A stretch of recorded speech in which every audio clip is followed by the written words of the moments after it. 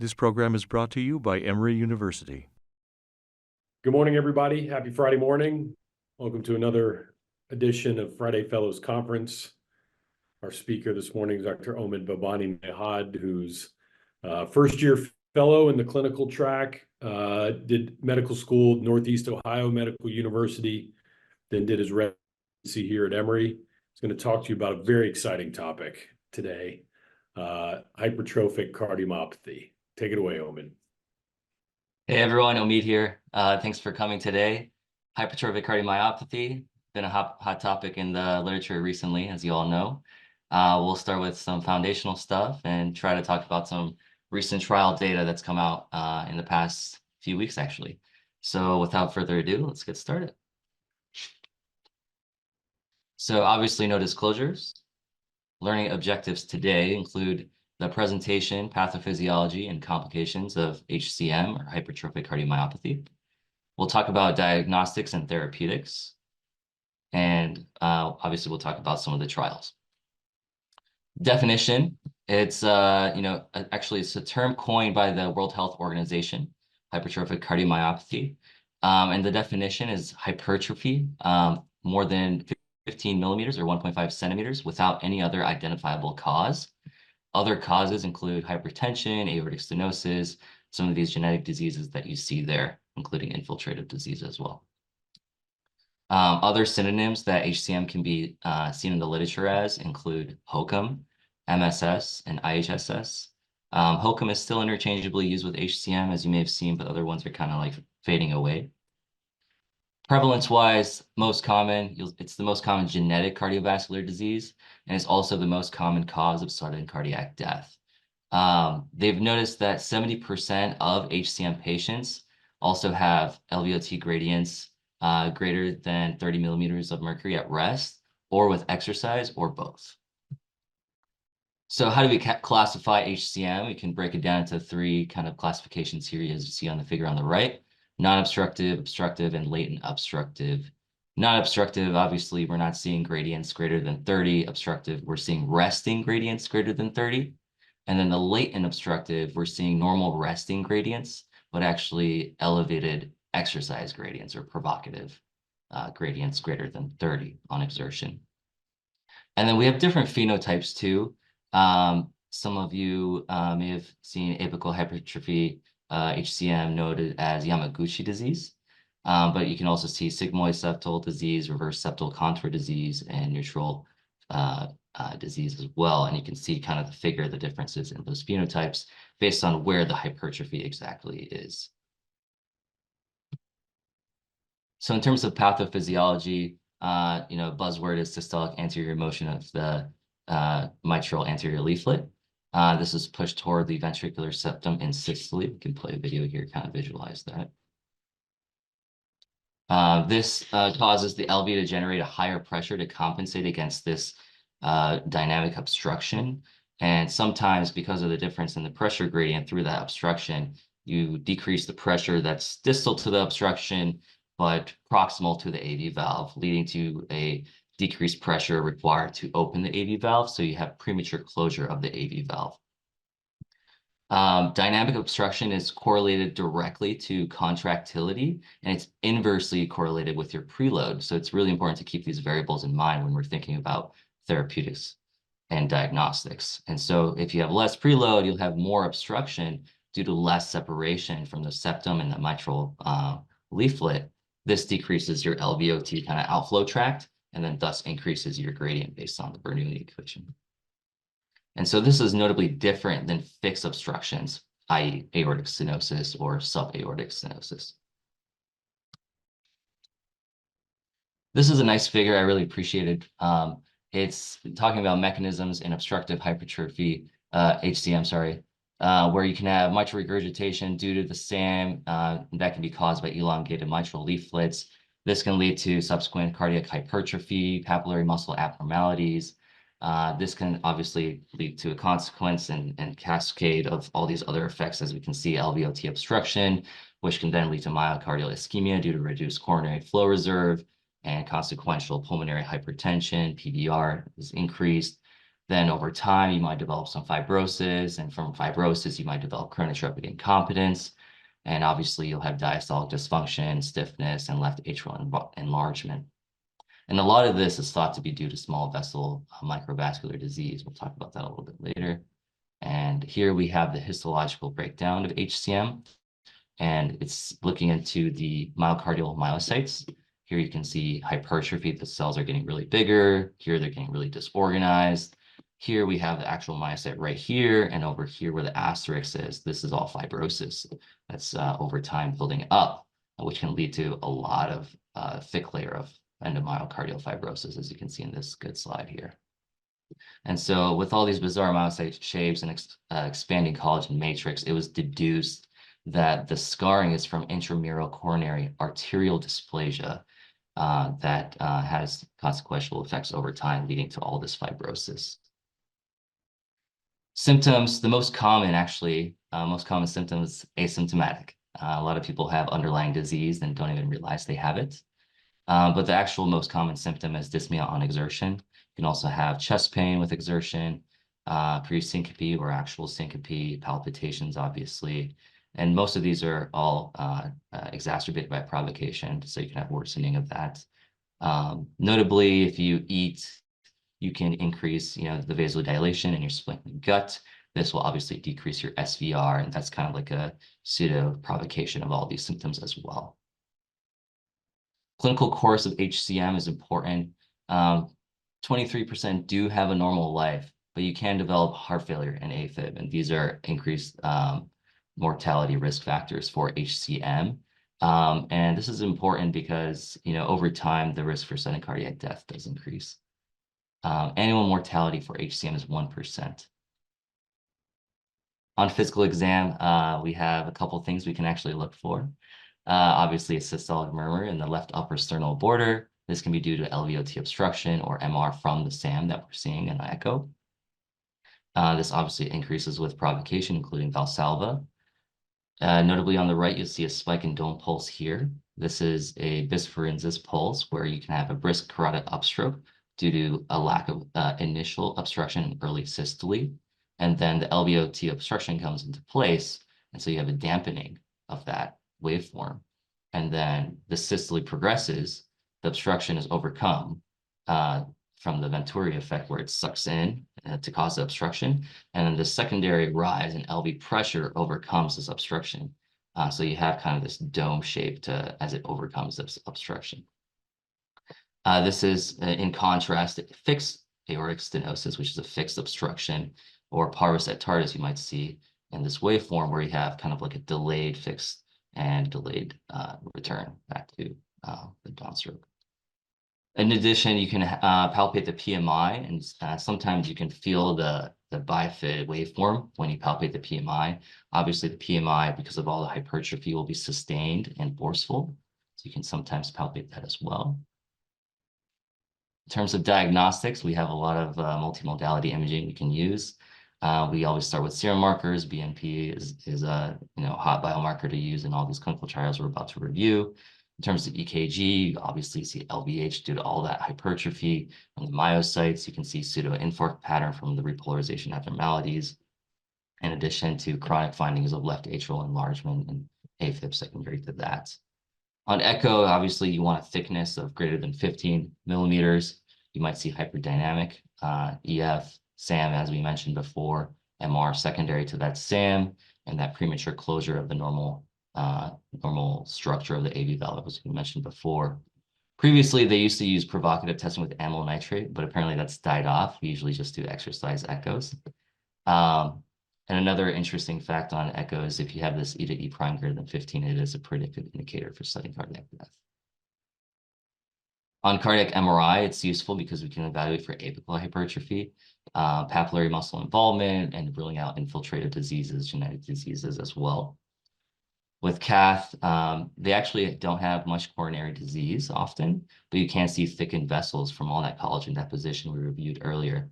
And if you do a V-gram, you might see cavity obliteration and hyperdynamic left ventricle. You can actually measure the gradients, obviously, on cath as well. And the way they do it, you put the catheter in the LV and the catheter in the aorta, is probably the most accurate way to do it so that you're not transposing the AV valve and causing sort of like a open defect as you measure the two gradients. But sometimes you can just go into the LV and then just pull back and get that gradient as well. Which is probably the easier way to do it. And then the famous Brockenbrough-Braunwald-Morrow sign, where, as you can see on this image on the right, if you stimulate a PVC by irritating the muscle, you'll have a decrease in your stroke volume, which leads to an increase of your gradient here. And we'll talk about this afterwards. Excuse me. Genetics-wise, it's autosomal dominant with variable penetrance. 27 plus genes, and that's a little bit older data. I'm sure there's more genes now, have been identified in HCM, and most of these code for myosin, actin, and troponin components. These are the most common genes, and this is the myosin head, this is the myosin binding protein, this is the troponin N, and this is the troponin I. And so people who are negative for mutations are usually age greater than 50 in the setting of HCM. So how do we screen for these people? Obviously we use a basic EKG and an echo. We'll look for first degree relatives of HCM. It can start as early as age 12. People can have early onset of HCM. And people who do have early onset, we like to screen them very much more frequently. And then once they reach early adulthood, we kind of space it out. In terms of medical management, this is where all the money is. Beta blockers are usually considered first line. You can alternatively use calcium channel blockers, non-dihydropyridine calcium channel blockers. In addition, disopyramide is kind of like second or third line here. Not as frequently used, but it is reached for often. And then if you have someone in the ICU who's not responding to for whatever reason they're hypotensive, you actually want to reach for IV phenylephrine so that you don't have the inotropic effect of other oppressors on the heart. In terms of septal myomectomy. This is for people who are symptomatic and refractory to all those medicines. And here you'll see they'll go through the transaortic surgical approach, and they'll look for the proximal septum right here, and they'll make a nick here and here, as you'll see, and slowly resect that away. And it's considered definitive treatment because you're obviously removing this obstruction. As we mentioned, these are symptomatic patients who are refractory to medical management, or you're asymptomatic in a younger age population, and your gradient is severely high, greater than or equal to 75 millimeters of mercury. There's a high success rate with septal myomectomy. You reduce these LVOT gradients. That's what's the whole point of this. And in addition, it reduces any pre-existing MR. It's durable long-term and has a low operative mortality. Survival is pretty good, but they haven't actually, there's one study that says it's better than doing treating obstructive hypertrophic cardiomyopathy without myomectomy, but this was only one study in Mayo, and other studies haven't been able to demonstrate that pretty well. What's interesting is you'll get a left bundle 93% of the time, and it was one statistic recorded. So if you have a right bundle as well, you have to be thinking about a pacemaker as well. So most of these people might have to come out with an additional procedure. Percutaneous alcohol septal ablation is another procedure for people who aren't surgical candidates. As we mentioned, they have to be symptomatic and refractory to medical management. It's considered, it's debated that it's less effective than myomectomy, but it is deemed beneficial if the LVOT obstruction is due to a combination of the thickened septum and the mitral leaflet touching the septum. Ideally, some places look for a septum that's between 1.8 to 2.5 centimeters. If it's greater than, it's not very successful. If it's less than that, it's thought to be only due to a mitral leaflet issue, and that way the alcohol septal ablation is actually a contraindication. It's deemed durable and also has a low operative mortality, but it has a lot more side effects you have to be mindful of. And so the PPM rate is a little bit higher as well. This was a nice chart that actually compared the two. This is in the HCM guidelines from 2020. You can see similar mortality. Both have complications, but this one has a higher rate of heart block. But the rest are relatively the same. They do mention that myomectomy does lead to more LVOT gradient reduction and less complications. And it's preferred if you have other concomitant surgeries. This is a nice figure that shows the alcohol septal ablation. You want to get the catheter into the septal artery, and then you inject ethanol, and it's usually 1.5 to 2.5 milliliters. As they mentioned here, there's a lot more complications, but they have comparable mortality rates. Another debate was whether PPM therapy can help HCM physiology. And the theory behind that was if you initiate the RV apex and the distal septum contraction first, you can probably get a stronger force generated to overcome that obstruction before it becomes an issue due to the Venturi effect. So the thought was this would decrease the gradient and improve symptoms, but it's actually failed in randomized controlled trials. So it's not really pursued that often as a primary intervention. Endocarditis prophylaxis was an older topic that people would actually give routine antibiotic prophylaxis for hypertrophic cardiomyopathy. But there was recently a reversal by the ACC and AHA that was a little bit controversial because they had said that we don't need to do that anymore without presenting any new clinical data that was convincing to make that switch. And so some other institutions might actually recommend giving antibiotic prophylaxis.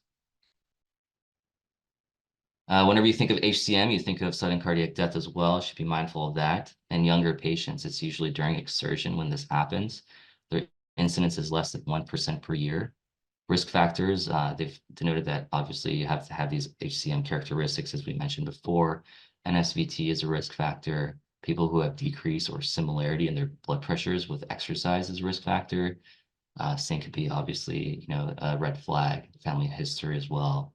On cardiac MRI, you might see late gadolinium enhancements indicating fibrosis.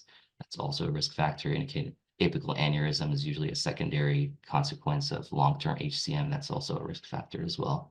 If you have HCM with HFrEF, your risk of the mortality goes up as well. In terms of primary prevention of how we can screen for sudden cardiac death, Holters are usually reached for. 88% of people with HCM who have a Holter have PVCs, so it's a very high rate. And those with PVCs have non-sustained VT with 31%. So having NSVT has a very high negative predictive value for sudden cardiac death, but a very low positive predictive value. So absence is reassuring and the presence is non-specific. They've done EP studies to try to, delineate how much burden someone has, and it's not predictive for sudden cardiac death. And there's whole algorithms on whether to consider ICDs for prevention of sudden cardiac death as primary prophylaxis and secondary prophylaxis. And over here you can see a secondary prophylaxis, obviously, if you survive, it's a class 1 indication, and people do have an 11% fire rate after that incidence. But in terms of primary prophylaxis, it's a class 2B recommendation, but people do have fire rates, even though it's very low. They've also built an ICD registry of hypertrophic cardiomyopathy, and they looked at how many shocks people are having per year, and it's 3.6% of that population of 506 patients in terms of ICDs that were placed for primary prophylaxis. And people had placed ICDs for primary prophylaxis when they had one of these risk factors over here. And so some argue that if you have one of these risk factors, that could warrant ICD placement. If you go look in the guidelines, it's very nitpicky on how you should consider ICD placement as primary prophylaxis. In terms of athletics, obviously this is a concern. You're putting potential HCM patients in a situation where they're provocating their LVOT gradients to a threshold that becomes dangerous. And so it's deemed that low-level exercise is generally okay, but with strenuous exercise, such as competitive sports, you have to be a little bit more mindful. But obviously you need, a case-by-case basis. This needs shared decision-making between the heart team and the patient. Obviously, people want to succeed with their careers if they're in competitive sports, so they have to be mindful of their health as well as their career. So it's a tough decision to make.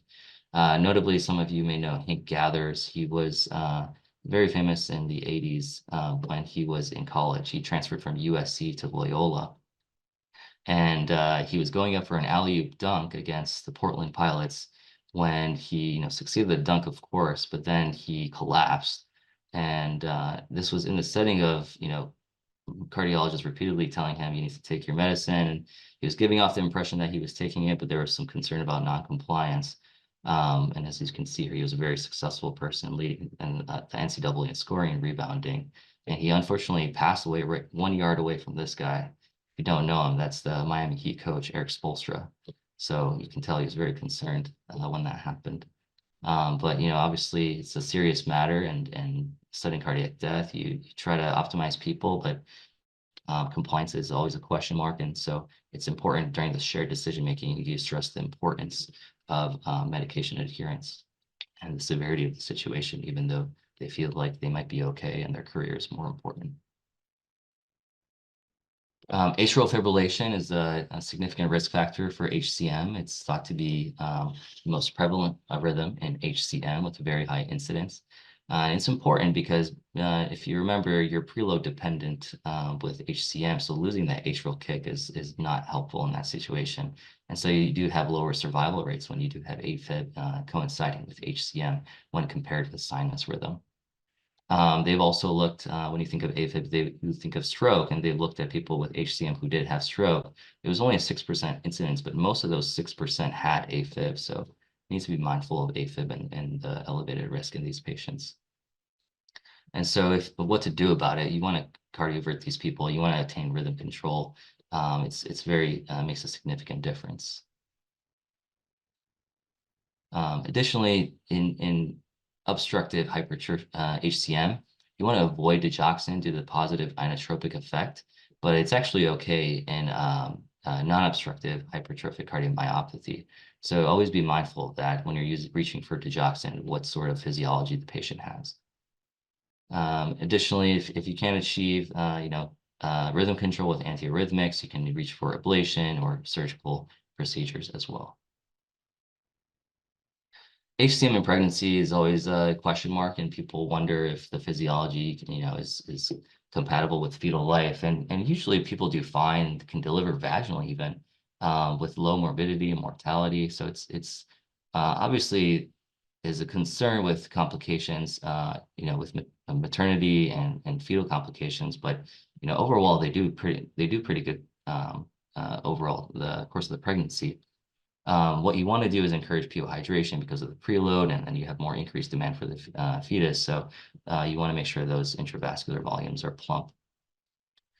In addition, if you're using medical therapy, you want to be mindful of fetal bradycardia when you're putting them on beta blockers or rhythm control at the same time. And then there's a debate initially years ago with sympathetic blockade when you give spinal anesthesia, that this would cause a loss of venous return from the lower extremities and have issues with your physiology. And unfortunately, that didn't pan out. There have been multiple success stories. Obviously, people have done fine, and it's continuing to be administered without issue. So we talked a lot about obstructive hypertrophy. Sorry, I keep saying hypertrophy. It's HCM, hypertrophic cardiomyopathy. Some of these acronyms are used interchangeably here. And the criteria is you want to have the LV thickness, of course, in the absence of other etiologies, but your gradient is less than 30. 30% of HCM have, they don't have this gradient of greater than 30. So it's a pretty significant proportion of these patients with hypertrophic cardiomyopathy that don't have obstruction. What you want to do is exercise echo to evaluate for latent obstruction, where you have a normal gradient at rest, but it might be provocated with exertion. Exercise echo is preferred over like dobutamine echoes, just because you want to look at the patient's functional status and symptoms. So it's important to look for latent obstruction in that manner. Treatment is a little bit more difficult, and we reach for beta blockers because this decreases heart rate and decreases contractility. Calcium channels improve diastolic dysfunction, and so it's mindful to be thinking about these variables when treatment is difficult, to see how you can modify the patient's physiology when they're non-obstructive etiologies. In 5% of patients with non-obstructive hypertrophic cardiomyopathy, the LV may burn out over time and lead to heart failure. As we mentioned, that is a risk factor when you have both heart failure and HCM for sudden cardiac death. And so, beta blockers have been very popular. They're deemed first line for hypertrophic cardiomyopathy.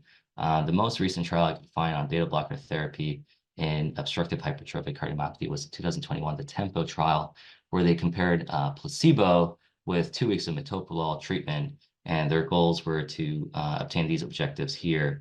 Let's go through the inclusion criteria first before we jump to it. There's HCM patients basically who meet all our criteria, including all symptomatic classes of NYHA, and they're all adults. Exclusion criteria included people who basically had very severe advanced HCM physiology requiring interventions or had arrhythmia issues.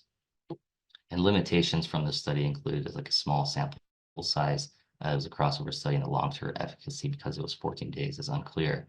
But you can see here the LVOT gradients at rest, exercise, and post-exercise all went from 60 or 75 plus to less than 50, some even going to the 25 range. Valsalva notably did not go down with below the threshold here, so it's interesting to know. But this is the patient's functional status, and this is what we want to be reducing. So they did a good job demonstrating that.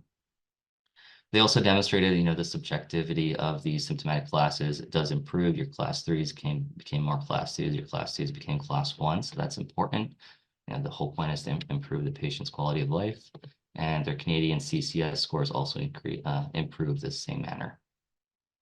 And they also used this subjective score Kansas City questionnaire to show that there is a significant difference between placebo and metoprolol in improving symptoms. Over here is their all their outcomes data in one table. Interestingly, the biomarkers here, we'll see most of these studies will measure these two biomarkers. In this study, we did see a lowering of chronically elevated troponin. We didn't see any decrease in the BNP, so it's important to be mindful of that as we go through the rest of the studies. In addition, the EF was not really affected that much unless you're using an alpha of 10% for your significance value. As you can see here, not much difference. So this is important as well as we go through the rest of those studies. Next study we'll talk about is going to be surrounding mavacamten, and the brand name is Camzyos, or Camzyos, however you want to pronounce it. And the mechanism of action for mavacamten, it's an allosteric inhibitor of the myosin ATPase in preventing ATP hydrolysis, but also has some other effects on the rest of the myosin actin cross-bridging cycle that are also noted in the literature. And so over here, this is a great picture showing that the thought is that mavacamten, by inhibiting that, you're decreasing the number of myosin actin bound bridges. And so if you're decreasing that, you're theoretically decreasing your hypercontractility, leading to improved compliance and energetics in HCM, which is what we're aiming to do as a direct modulating therapeutic. And this has been a big deal recently because a lot of money is being put behind it due to a lot of reassuring data that this seems like a therapeutic that can have a tremendous effect on HCM patients. And they paid $13 billion to buy out the smaller company that initially found this drug. They think it's a significant growth driver in the medium to long term, and that they can expand the use of mavacamten beyond obstructive HCM. And so they're so convinced that they had two other candidates. They're investing in those two. So there's a lot of new drugs that they're putting money into that they think will change this whole field of HCM therapeutics. This is kind of like the mavacamten pharmaceutical card. I thought it was interesting. It's important to note that it's extensively metabolized in the liver, and that you have all these CYP interactions and a very long half-life to be mindful of. After it's metabolized, it gets excreted in the urine. And one of the biggest side effects we want to be mindful of with mavacamten is this decrease in LVEF to less than 50%. We'll see later that it is reversible, but it's something to be mindful of when you're selecting patients to consider for mavacamten. You want to make sure they have at least a normal EF. Otherwise, you could be causing exacerbations by initiating mavacamten. This is a roadmap that Dr. Billen and I worked on together. It kind of denotes that you have genotypes that can predispose you to primary physiological changes where you're asymptomatic, and these genotypes can hopefully in the future be modified with genetic therapies, but over time you'll have secondary remodeling of this primary physiological changes that lead to all these things we discussed earlier in this lecture. And so these myosin modulators, namely mavacamten and more recently aficamten, thought to inhibit the myosin actin cross-bridging cycle is becoming kind of like this movement to get it initiated really early in this primary physiological change phase, while also considering these other therapies in our arsenal. And so one of the landmark studies behind mavacamten was this phase 3 trial in 2020, Explorer-HCM. And so the inclusion criteria included obstructive hypertrophic cardiomyopathy with people with EF of greater than or equal to 55%, and notably NYHA class 2 and 3, but not 4, patients. And they excluded people, again, with more advanced disease. They're hoping to get people in the reversible phase of HCM. And their methods basically split people into two groups, one with placebo, one with mavacamten. It started at 5 milligrams and they went higher. And the way they did that is they measured the plasma concentration of mavacamten. They wanted to get the actual absorbed rate to be between 350 to 700 micrograms. Don't know exactly how they chose that number, but that's what their target was. And they did serial checkups with all the cardiographics and the plasma concentrations to make sure they're at therapeutic levels. Limitations of the study excluded the use of patients on disopyramide. Patients were notably mostly on beta blockers and or calcium channel blockers. And as I mentioned before, it didn't include class 4 patients, probably trying to stay in this reversible phase of HCM. Another limitation was mostly white and older patients, so they felt like they didn't get really good external validity in representing a diverse local landscape. This was their primary endpoint data. You see a significant difference between mavacamten and placebo in achieving cardiopulmonary testing improvement in the PVO2 with greater than or equal to NYHA class improvement. So they either had this parameter increase in their PVO2 with symptomatic improvement, or they didn't have symptomatic improvement in terms of their classification, but they did have a more significant cardiopulmonary testing improvement in their outcomes. And you can see that 37% of patients in the mavacamten group compared to 17% of patients did have this improvement as their primary endpoint. Some of the secondary biomarkers that they look for, BNP, significantly decrease. You can see almost 500 unit decrease in the BNP, NT-proBNP, which is thought to be a better marker than BNP.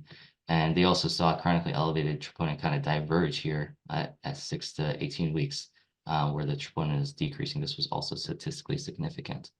The resting LVOT gradient, something we really care about, obviously. We have a significant decrease. There's our threshold 30, and they all made it down within 4 weeks below that threshold. Valsalva, same thing. This threshold was 50, and we bring it down within 4 weeks below that threshold. And then post-exercise, which is more representative of the patient's functional status, below 50 within 30 weeks. This is a nice table I thought was important to see that 27 patients of the mavacamten group had complete response, meaning they had complete resolution of elevated resting gradients, elevated Valsalva gradients, elevated exercise gradients, and post-exercise gradients. And of that 27%, 57% had less than 30 millimeters of mercury resolution, and then 74% had less than 50. So whether you have extensive resolution or some resolution, a significant amount of those did get resolution. One of the most important things, as we mentioned before, is the decrease in LVEF. And you can actually see it diverging slowly between 4 to 6 weeks. So you start to see roughly a 5-unit decrease in your EF. And so if you're enrolling patients who are at the 50% level, you want to be mindful of that 5%, and other studies will see 5 to 10%. So it's important to be mindful of that when you're picking patients for mavacamten. A subset of the Explorer-HCM trial was the Explorer-MRI. They basically took patients and who succeeded in reaching the end of the Explorer-HCM phase 3 trial and looked at their MRI studies. And so you saw a significant difference in the mass index, the wall thickness, the volume index, the late gadolinium enhancement in terms of fibrosis. And all of these were statistically significant in being improved relatively to placebo. With EF, you see a 5 to 10% inching towards 15%. So again, being mindful of that. Here we see end-diastole and systole in the MRI studies, mavacamten versus placebo, and they're showing that at baseline, you have this hypertrophy of the papillary muscles. And with week 30, you kind of gets obliterated. You can kind of see here, it gets attenuated and here in systole. Whereas placebo, you kind of, it looks kind of the same here actually, but it's a little bit more prominent here. And over here, obviously, a little bit more prominent. So you can see the relative changes are a little bit more significant here than here. But obviously, it's important to have a placebo control group to see how much of this is actually placebo versus therapeutics. MAVA-LTE is an extension study of the Explore-HCM trial. That was the phase 3 landmark trial. And so they're trying to basically extend the data long term. And at 84 weeks, these results were released, I think, 1 or 2 weeks ago. They're showing consistent decrease and maintenance of that decrease in the resting LVOT gradients over time. So it's thought that with mavacamten therapy, the reversibility while on therapy is not a concern. And so that's important to note. You see that with the Valsalva gradients as well, the BNP biomarkers as well. This is all very good data. And then the EF, they used 2 different centers to show there's no reader variability, or to rule out reader variability, I should say. And you can see that actually, patients started out baseline 74%. Within 4 weeks, facilities are measuring somewhere between 65 and 70%. So that's, if you take the, lower average of this one, it's almost 10 units. So that's pretty significant to be wondering. They're showing maintenance of this reduced EF with continued mavacamten therapy. An important, table I thought they included in their article of the MAVA-LTE interim results. They took all the patients that had reduced EF, less than 50%. They showed, at the event and at their latest assessment, the dose that they were on, the dose at the last assessment, whether they had any intercurrent illnesses like atrial arrhythmias or hypertensive urgency or emergency, and how they decided to, continue forward with the mavacamten treatment. You can see those with arrhythmias kind of got terminated from the study, and those without continued forward. So it'll be interesting to see how these patients turn out over time. Again, these patients are on the background beta blocker, calcium channel blocker monotherapy, in addition to mavacamten. So we have to take that into account when we're looking at these decreases in EF, wondering if there's some interaction or synergistic effect. The next study is another important study that's been in the literature, cited a lot, is the Valor HCM study released in 2022. This took patients that were obviously HCM patients, obstructive physiology, who were eligible for septal reduction therapies, including myomectomy or alcohol septal ablation therapy. And they randomized these eligible patients to mavacamten versus placebo to see if they would remain eligible or get better. And so over time, it's actually interesting. Only 10 out of 56, or 17% of those patients that were eligible remained eligible, versus placebo, where 76% remained eligible, of course, without any therapy. So this was very significant, obviously. Two of those patients out of the 10 decided to proceed with septal reduction therapy while they were on mavacamten, and 8 did not. So it'll be interesting how these patients get compared with each other in the future if they decide to continue the study. They have some secondary endpoints here as well, some objective endpoints as well. And here we can see with the Valor study with mavacamten, obviously we're having decrease in the BNP over time, statistically significant. And then as well as of subjective symptomatic scores and the troponin elevations that are chronic. The gradients, again, in the Valor study were demonstrated to reduce with mavacamten therapy, as we saw before in the Explorer study. And this was with Valsalva, this is with breast. And then patients who underwent septal reduction therapy or remained guideline eligible for SRT, this was a nice graphic that kind of demonstrated, 77% versus 18% in the mavacamten. And then over here, you can see kind of the differences in changes in the NYHA symptomatic scores, subjective classifications, where most shifted towards none or 1 class, and very few had 2 class. In terms of the EF, they did show a slight divergence here. You can't really see the breakdown in the tick marks and on the graph here, but there is a slight divergence, and they called it 4% in this study. So we're seeing somewhere an average of 5% in between all these studies and decreasing the EF. Another study that came out more recently in 2023 was a phase 2 Redwood HCM trial. They had 2 cohorts in varying doses of aficamten.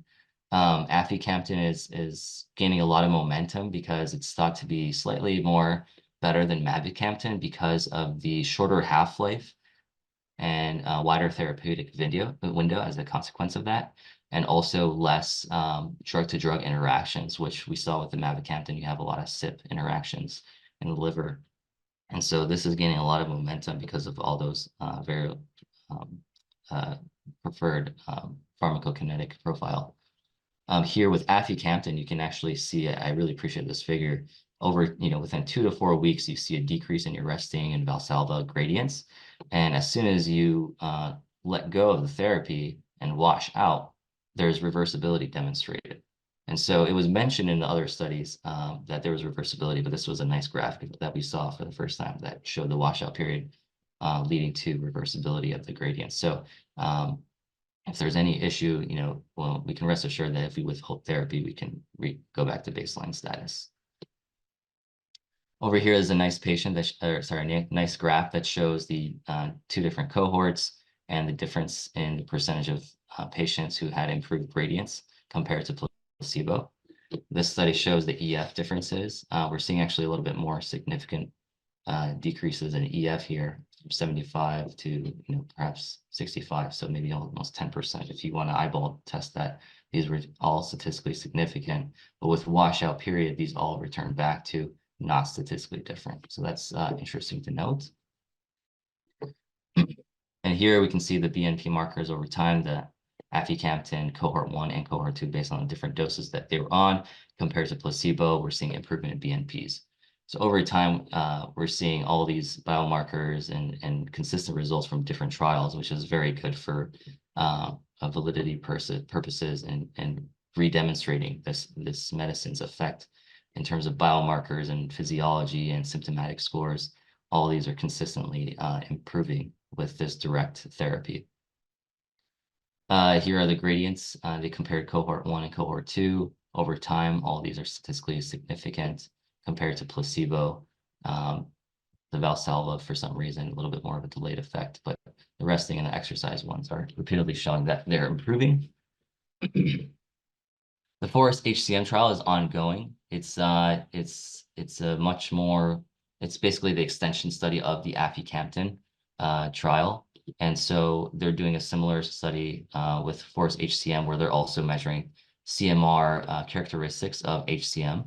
And they're showing that there is improvements in cardiac structure and function based on those objective measures we saw in the Explorer MRI trial, and also stabilization of any myocardial fibrosis, which also was alluded to in the Explorer MRI trial earlier. Phase 3 trial that's going on now, Sequoia HCM. This is also with aficamten, and you can see over time they're measuring between placebo and aficamten, kind of the same setup as the Explorer HCM trial, except with instead of mavacamten, we're doing aficamten because of the better pharmacokinetic profile. They're using almost the same exact primary and secondary endpoints as we saw earlier. And similarly, they're looking at, EF and other safety measures we want to be mindful of whenever giving someone medicine, especially when it's new to the market. And these are some of their exploratory endpoints as well, kind of similar to the other tables we saw earlier in the Explorer HCM trial. They're being very thorough in their workup, of course. Trials that are, on the horizon where we don't have much insight into the data. I thought this was this is going to be a huge study actually in the near future. Estimated completion date of 2025, where they compare aficamten directly with metoprolol. And so, in previous trials, especially with the Explorer trial, we had background monotherapy in addition to mavacamten.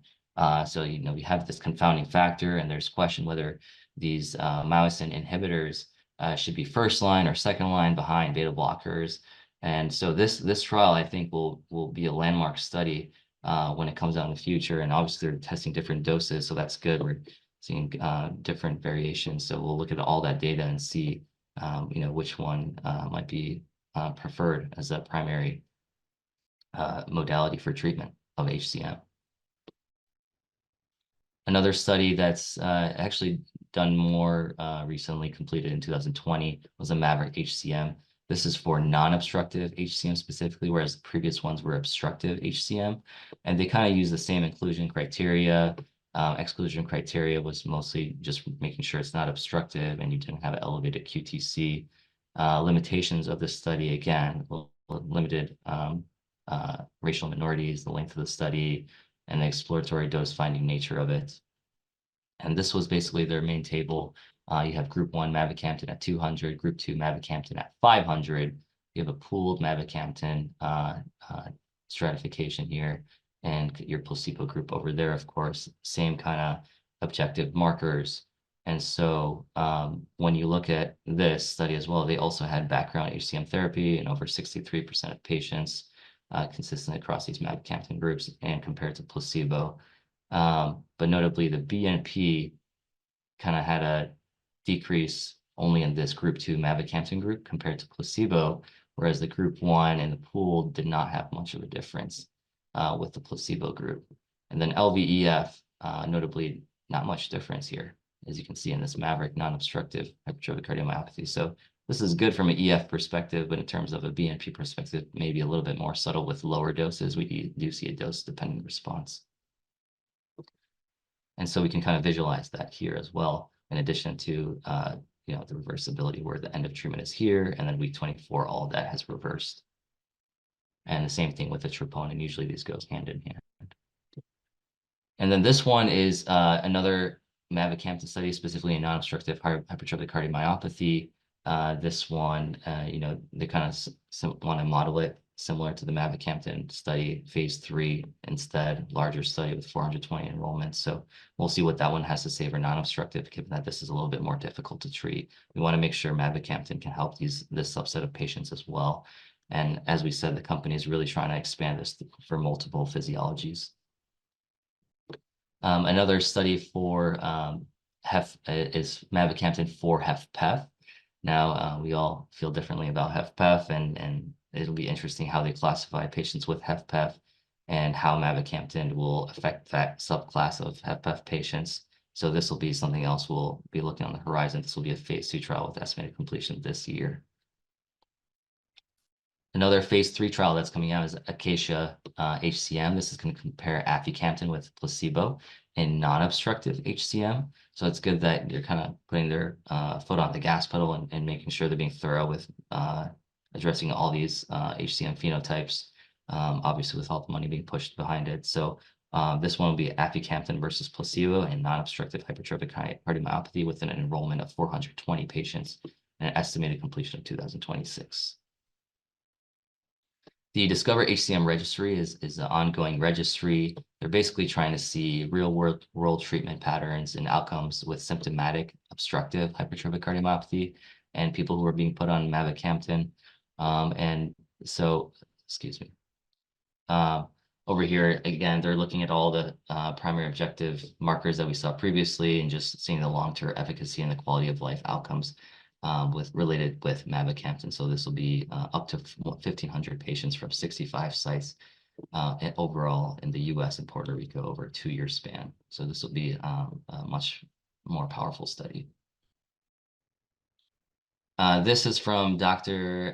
Billen. She had a patient pre-mavacamten and post-mavacamten with severe LVOT obstruction and severe MR, class 4 symptoms with heart failure, unable to tolerate diuresis, on maximally tolerated beta blocker, and unfortunately was not even a septal reduction therapy candidate. And so, mavacamten was administered, and you can play this video here. You can see a lot more hypertrophy here compared to here. And so it's pretty dramatic, the differences. You can see the LVOT obstruction was deemed to be obliterated, and there's only trace MR classification of as NYHA improved. He used diuresed much more successfully and even lost 20 pounds. So, this was a very dramatic case that Dr. Billen was able to demonstrate well with MRI studies as well.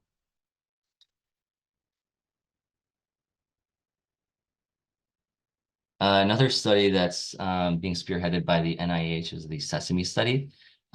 They basically wanted to see if they could develop a transcatheter myotomy procedure to offer patients who were not candidates for surgical myomectomy.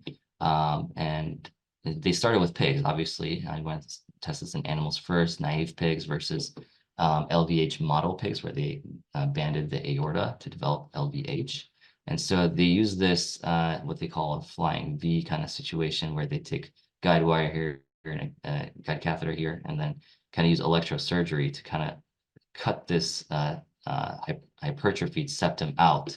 And so you can kind of see right here, there's a little bit of fibrosis from the electrosurgery that cauterized the septal myocardium here. And where this was muscle is now a larger LVOT outflow tract. And so they said it increased by 101 millimeters square. There was a thin fibrosis layer, as you can clearly see there at the edge. And the thought is that this is different than a myomectomy, where you're just splaying the myocardium versus resecting a large part of it, as you saw in the surgical video we showed earlier. This is more of kind of like a diagram showing the step-by-step transcatheter methods of using electrosurgery to remove that hypertrophied septum. So A going to B, C pulling back, retracting that, snaring it, and then boom, you have this outflow trap. Over here you have the over here the septum is here. This is hypertrophy, and this is where they go in and create this flying V and then retract it. And this is the CT kind of demonstration of how they get the catheter into that septum, showing that it's in the right orientation when they use the CT guidance. These are their parameters that they're measuring. You can see, some of these parameters in terms of strain and systolic volume, end diastolic volume, cardiac output, diastolic pressure, and MAPS are all measured here. Strains were all significantly different. EF here was not significantly different. And they're showing maintenance of therapy in specifically this end systolic volume here, and ejection fraction is unchanged over day 30. Notably, the strain is not significantly different at day 30 in these two graphs and in this graph as well. Here you can see the measurements post-procedure in terms of the laceration length, depth, width. This were the averages that they measured. The septal thickness went from 11 to the 2s. LVOT area, systole and diastole, both improved. And then the septal distance also improved as well. So these are all things you want to achieve when you're trying to create a larger outflow tract. These are all statistically significant when compared to baseline. And over here, they kind of demonstrate that over time with persistence at day 30 post-procedure. Over here, we're seeing kind of the sesame, post-sesame kind of picture in systole and diastole. We're seeing that in both phases of the cardiac cycle, this LVOT outflow tract is remaining patent. And over here, you're not seeing too much fibrosis happening. So there is a thin layer, but it's not that significant. This is what it looks like on surgery, where they're kind of splaying the myocardium by creating that flying V resection of the septum and creating a more open outflow tract. This is what it looks like on histology. You can see that there's this thin layer of myocardial fibrosis. And kind of magnified that there. And this is what it looks like when they resect the septum. They're measuring here, 1 to 2. And so limitations of this procedure, you can go too superficial or too deep of this myotomy, which can, if you go too deep, can cause a VSD. If it's too superficial, you're not going to cause a significant effect in terms of producing a larger outflow tract. So you really have to have skilled operators doing this and take your time, making sure you're getting the right angles and resecting the right amount of muscle when you're using electrosurgery. So they actually tested the sesame procedure here at Emory, Dr. Greenbaum and Dr. Belliaro seem to be spearheading this initiative. And so, we have baseline here, we have the hypertrophied septum as noted here. Here's it is on advanced imaging. And then after sesame, you see the resection here. The septum is more splayed here. You can see that here on CT as well compared to baseline. And then this was done to help, permit placement of a transcatheter mitral valve. So they placed the valve here, and you can see that this outflow tract is now much more open for blood to be moving between those two valves. And so they did the BBM sign. You can see before and after was provocation was pretty significant difference in the gradient, and then after the sesame procedure, there was very similar gradients of resting and provocation phases.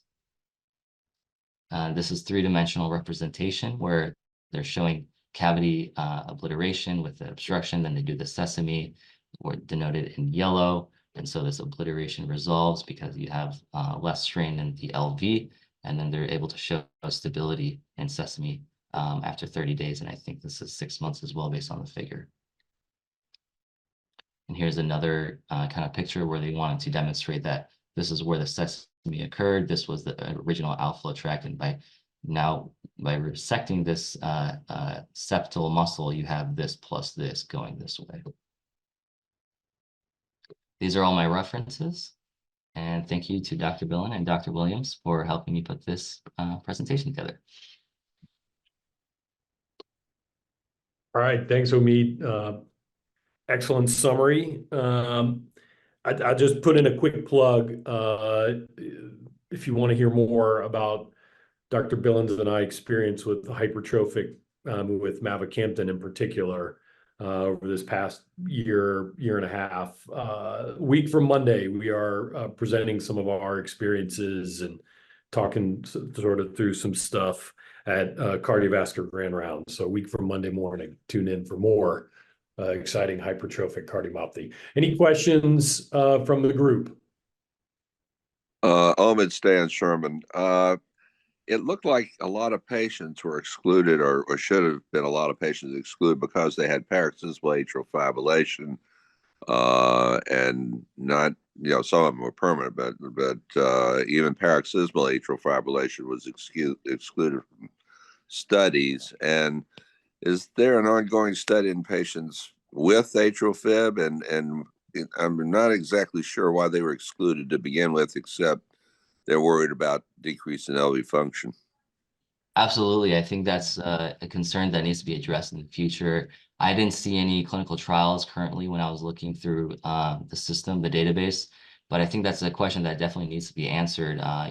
Paroxysmal versus persistent AFib. I think, we need to see how mavacamten affects those population groups, because we want to eventually expand any helpful therapeutics for all patients, not just a subset of them, no matter how sick they are. And especially for those sicker patients, we want to see if we can help them out. So in the future, I assume, once there's a lot of acceptance behind these myosin inhibitors, they'll start expanding the population groups they're targeting, for sure.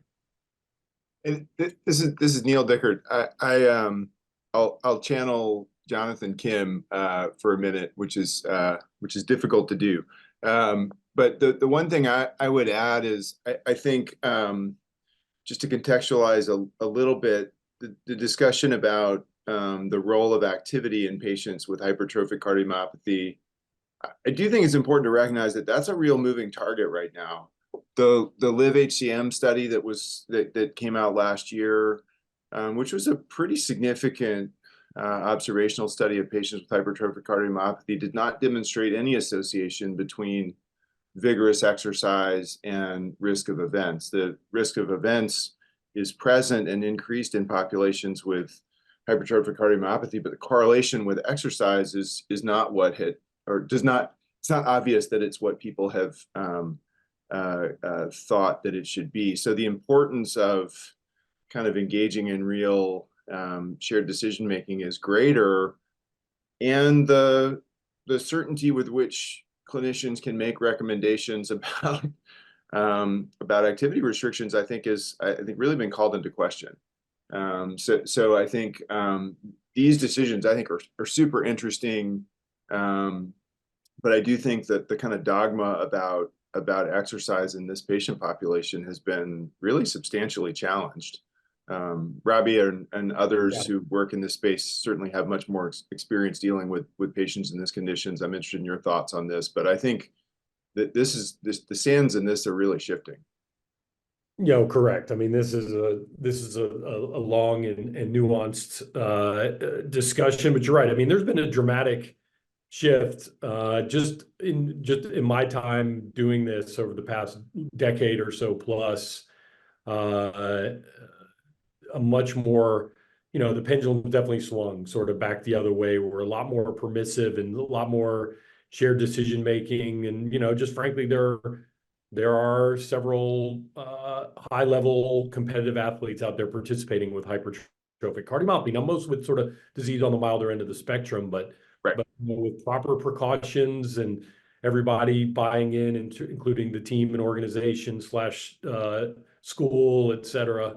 It's something, whereas 15, 20 years ago this was just forbidden, strictly forbidden. And I think there's been a big shift, not just in terms of competitive sports, but like you said, also with recreational exercise, which I think we're very much encouraging all of our patients to engage in these days. So yeah, I think it's important. A lot of the discussion tends to focus on kind of high level professional or other really high level organized people participating in organized sports. But I think it's important for cardiologists to be aware when they have patients that might have, particularly patients with milder phenotypes, they don't need to reinforce the old recommendations that they can only bowl and play golf. Yeah, no, 100%. And I've noticed a change too. I can tell you years ago, I would get patients and most of them would come in saying, yep, my doctor said I can't do any exercise at all, and I'd have to sort of relearn them on that. And that's definitely shifted.